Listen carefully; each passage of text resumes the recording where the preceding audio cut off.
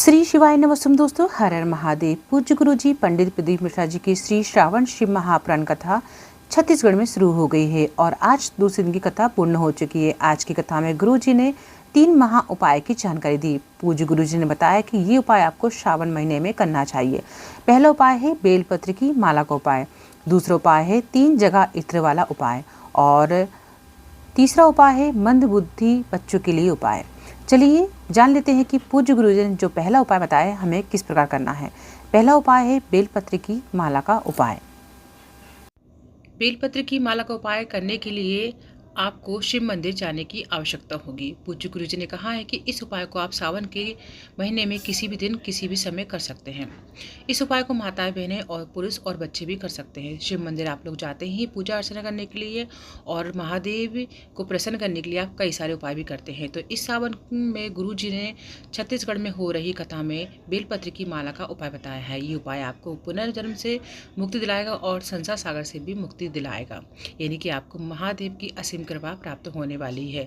संसार के सभी रोगों से आप मुक्त हो जाएंगे। पूज्य गुरु जी ने कहा है कि आप शिव मंदिर जाते हैं और शिव मंदिर जाकर आपको बेलपत्र शंकर भगवान में चढ़ी हुई मिल जाती है तो बहुत ही अच्छी बात है। वैसे तो हम सभी जानते हैं कि इस समय बेलपत्र मिलना बहुत मुश्किल होता है, लेकिन भूलवश भी किसी कारणवश आपको शंकर पर चढ़ी हुई बेलपत्र मिल जाती है तो आप उन बेलपत्र को एकत्रित कर लीजिएगा और उन सभी बेलपत्र को धो करके आपको कच्चे सूत से उनकी माला बना लेना है।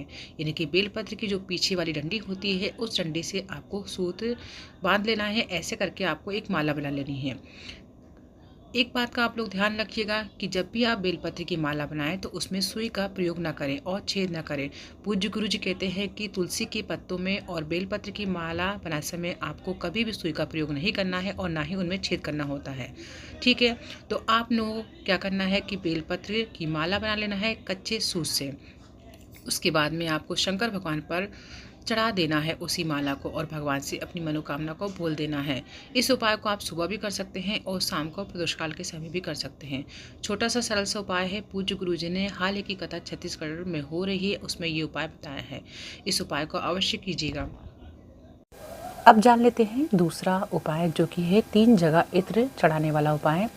शंकर भगवान के शिवलिंग में 3 जगह ऐसी हैं जहाँ पर पुष्प या बेलपत्र या इत्र चढ़ाया जाता है, जो कि हम सभी जानते हैं कि इत्र जो होता है बहुत ही सुगंधित होता है और हम चढ़ाते भी हैं, लेकिन इसे चढ़ाने में हमसे कभी कभार गलती भी हो जाती है। 3 जगह शिवलिंग पर इत्र चढ़ाने वाला उपाय किन लोगों को करना चाहिए? पूज्य गुरु जी ने कहा है जिनको रोग मुक्ति के लिए चाहिए, जिनको कई सारे रोग हो गए हैं, जिनका रोग ठीक नहीं हो रहा है, जो हॉस्पिटल में एडमिट हैं और जिनकी कंडीशन ज़्यादा खराब है, उन लोगों को ये उपाय करना चाहिए। शिवलिंग के 3 स्थान होते हैं जो कि जहाँ पर इत्र चढ़ाया जाता है वो इस प्रकार है।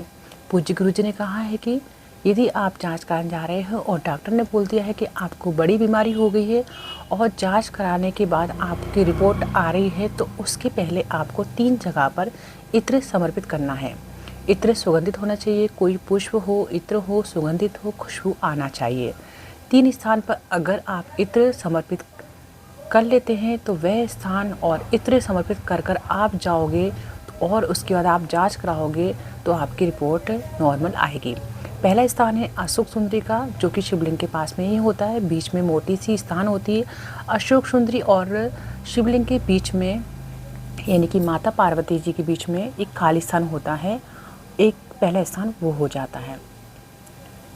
भगवान शंकर के जिस अशोक सुंदरी और शिवलिंग के बीच में जो स्थान है वहाँ पर अगर इत्र लगाया जाए, दूसरे नंबर पर शिवलिंग के ऊपर से लेकर नीचे के मध्य भाग में, जहाँ मध्य भाग है यह है शिवलिंग के नीचे का भाग, और मध्य भाग में अगर इत्र लगाया जाए और तीसरा भगवान शंकर का जो जल नीचे की ओर गिरता है, जो पट्टी रहती है जहाँ से पानी बहकर नीचे आता है वहाँ इत्र लगाया जाए, यानी कि 3 जगह पर इत्र लगाते हैं तो आपका कैसा भी रोग हो आप जांच कराने जाओगे तो आपके लिए अच्छी ही खबर आएगी। आप एक बार इस उपाय को अवश्य करिएगा। शिवलिंग की 3 जगह पर आपको इत्र लगाना है, सुगंधित इत्र लगाना है।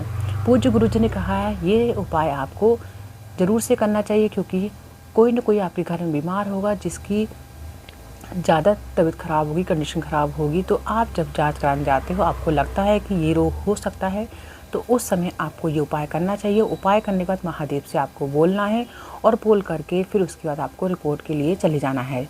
तो आपकी रिपोर्ट नॉर्मल आ सकती है या फिर आपको बहुत अच्छी गुड न्यूज़ भी मिल सकती है। सभी लोग इस उपाय को अवश्य कीजिएगा। सावन में उपाय हम करते ही हैं और भगवान शिव को हम इत्र भी लगाते हैं। कई जगह तो लोग होते हैं कि जो रुई को इत्र में भिगोकर भगवान शिवलिंग पर लगा देते हैं और कई लोग 1 या 2 जगह लगा देते हैं। जिनको मालूम है वो तो ठीक है, जिनको नहीं मालूम है तो आपको ये उपाय करना है।